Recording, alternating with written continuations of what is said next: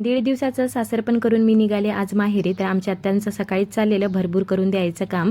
जशी लेक माहेरून कधीच खाली हात जात नाही, तशी मी माझ्या सासरवरून सुद्धा कधीच खाली हात जात नाही. तर भरपूर गोष्टी आमच्या आत्यांनी मला भरून दिलेल्या.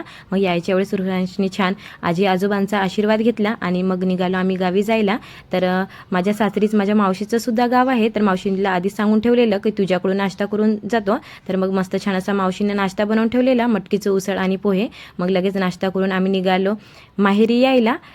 हो ना, तर काही जास्त दिवसाच्या सुट्ट्या नव्हत्या, थोड्या दिवसातच सगळ्यांच्या भेटी घ्यायच्या होत्या. तर इकडे मग सगळ्यांच्या भेटी घेतलेल्या सासरी. मग आम्हाला जायचं होतं माहेरी, कारण की माझं भाऊबीज अजून बाकीच होतं आणि आज शेवटचा दिवस होता. तर मग आम्ही आलो माहेरी. इकडे येत नाही तर मग माझा दादासुद्धा मला घ्यायला आलेला आणि घरी येत नाही तर उर्वांसाठी छान त्याच्या मामाने खेळणी आणून ठेवलेली. त्याचा हरवेळेचंच ठरलं आहे, मामाच्या गावी आले की त्याला नवीन खेळणी मिळतेच.